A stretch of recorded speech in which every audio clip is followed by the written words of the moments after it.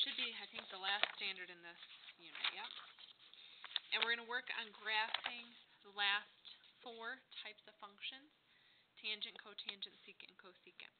The reason we start with sine and cosine is because actually all 4 of these are very easy to graph if you're really good at graphing sine and cosine. That's why we start with those. Before we go to graphs, we have to talk about where these functions are undefined, because there will be an asymptote at those values. You can also refer to these values as places where the function is what we call discontinuous. There's a break in the graph of some point. Okay. We'll start with tangent. Okay, the tangent function will be discontinuous at certain values. The tangent function is discontinuous at 90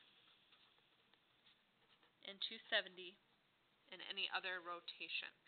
So when you're graphing the tangent function, when you go into 90 or to 270,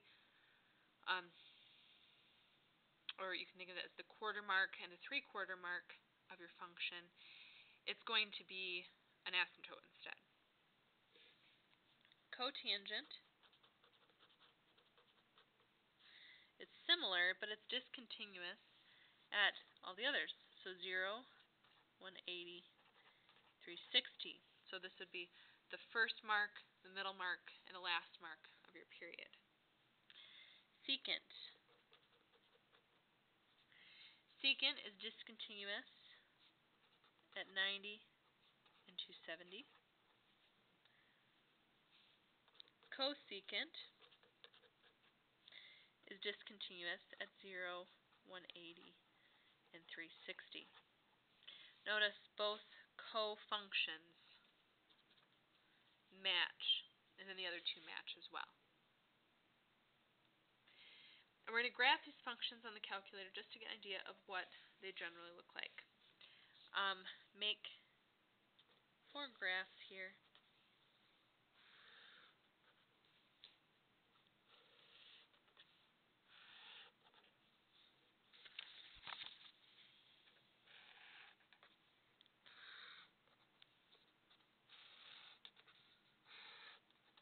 Okay.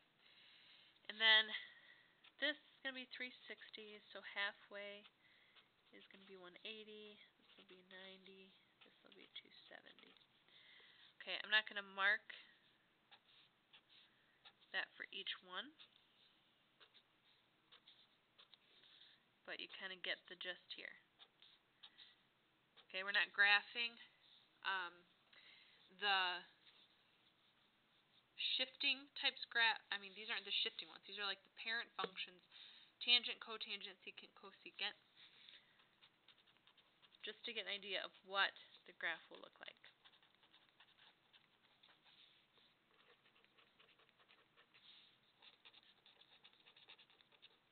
Okay.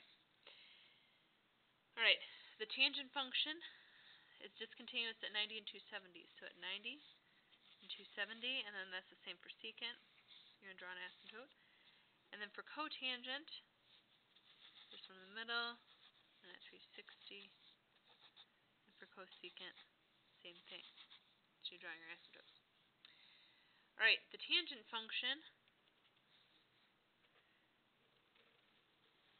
looks like it curves left to right.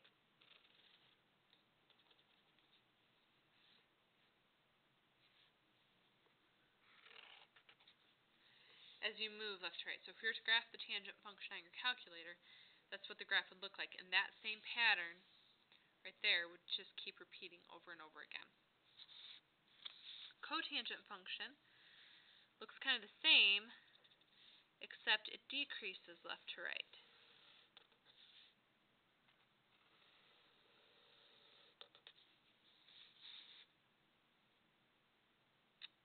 Okay.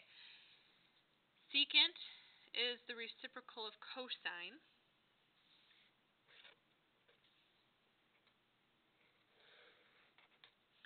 If you're going to graph it, it would look something like that. two little pieces of a curve, and then a curve down there. Cosecant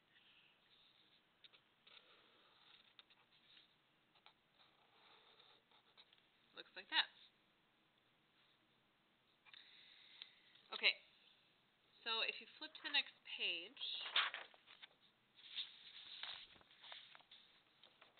actually we might need to write that word here.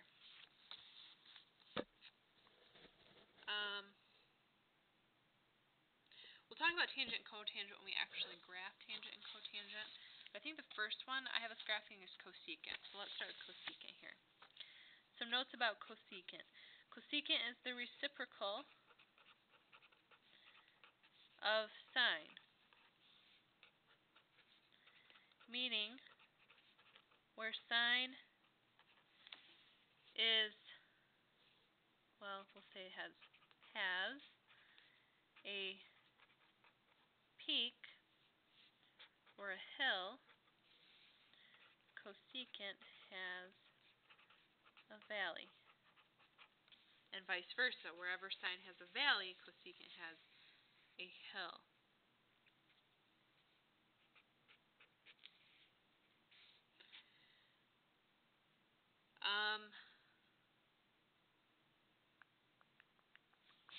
The reciprocal of sine would look like this, 1 over sine. That's what cosecant is. Cosecant is 1 over sine, or the reciprocal of sine. This is why you have asymptotes. It's because there are values where sine is 0.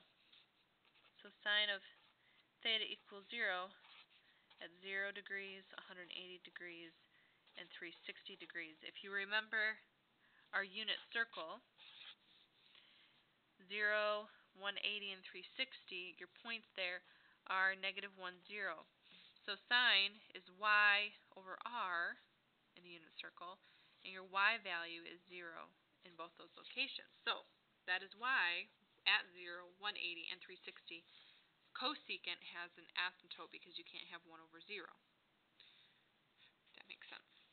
Okay, so let's go ahead and graph cosecant.